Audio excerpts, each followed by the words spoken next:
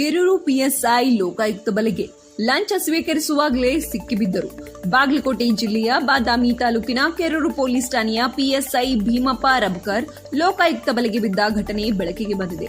ಲಂಚ ಸ್ವೀಕರಿಸುತ್ತಿದ್ದ ವೇಳೆ ಲೋಕಾಯುಕ್ತ ಅಧಿಕಾರಿಗಳು ದಾಳಿ ನಡೆಸಿ ಪಿಎಸ್ಐಯನ್ನು ಬಲೆಗೆ ಸೆರೆ ಹಿಡಿದಿದ್ದಾರೆ. ಮಾಹಿತಿಯ ಪ್ರಕಾರ ಒಂದು ಪ್ರಕರಣಕ್ಕೆ ಸಂಬಂಧಿಸಿದಂತೆ ಹಣದ ಬೇಡಿಕೆ ಇಟ್ಟಿದ್ದ ಪಿಎಸ್ಐ ಭೀಮಪ್ಪ ರಬಕರ್ ಲಂಚ ಸ್ವೀಕರಿಸುವಾಗಲೇ ಲೋಕಾಯುಕ್ತ ಅಧಿಕಾರಿಗಳ ತಂಡದಿಂದ ಸಿಕ್ಕಿಬಿದ್ದಿದ್ದಾರೆ.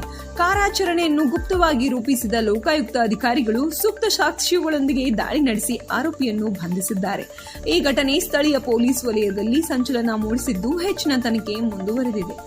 ಅದಕ್ಕೆ ಪೊಲಿಟಿಕ್ಸ್ನವರು ರಾಜಕೀಯ ವ್ಯಕ್ತಿಗಳು ಪ್ರೆಷರ್ ಹಾಕ್ತಿದ್ದಾರೆ, ಪೇಸ್ ಅನ್ನು ಉಳಿಸ್ಬೇಕಂತ ಹೇಳಿ ಅದರ ಪೇಸ್ ಇನ್ವಾಲ್ವ್ ಮಾಡೋದು ಬೇಡ.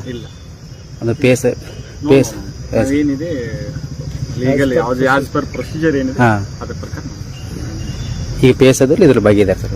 ಅದೇನಿದೆ ನಾವು ಬಿಗಿನಿಂಗ್ ಪ್ರೊಸೀಜರ್ ಏನಿದೆ ಅದೇ ರೀತಿ ಮಾಡ್ತಿದ್ದೇವೆ. ಎಷ್ಟು ಹಣಕ್ಕಾಗಿ ಸರ್ ಎಷ್ಟು ಬೇಡಿಕೆ ಇಟ್ಟಿದೆ ಸರ್? ಎಷ್ಟು ತಗೋತಾ ಇದೀರಿ ಸರ್ ಇವಾಗ? 1,70,000.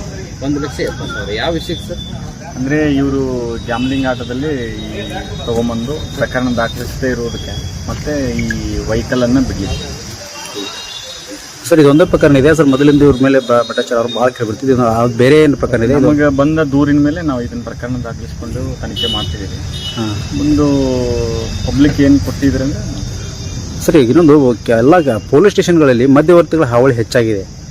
ಆದ್ರೂ ಅದಕ್ಕೇನು ಕ್ರಮ ವಹಿಸಲಿಲ್ಲ ಏನೋ ಇಲಾಖೆ ಆಯಿತು ಮತ್ತು ಅದು ಅದಕ್ಕೆ ಕಡಿವಾಣ ಯಾವಾಗ ಬೇಕಾದ್ರೆ ಬಾಗಲಕೋಟೆ ಜಿಲ್ಲೆಗೆ ನಾನು ಏನು ಮನವಿ ಮಾಡ್ತೇನೆ ಅಂದರೆ ಯಾವುದೇ ರೀತಿ ಕರಪ್ಷನ್ ರಿಲೇಟೆಡ್ ಬಂದರೆ ನೇರವಾಗಿ ನಮ್ಮ ಕಚೇರಿಗೆ ಬರ್ಬೋದು.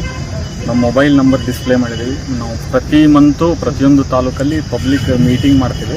ಅಲ್ಲಿ ಕೂಡ ಹೇಳ್ಬೋದು, ನೇರವಾಗಿ ನನಗೆ ಕಾಲ್ ಮಾಡ್ಬೋದು, ಎನಿ ಟೈಮ್ ಮಾಡ್ಬೋದು.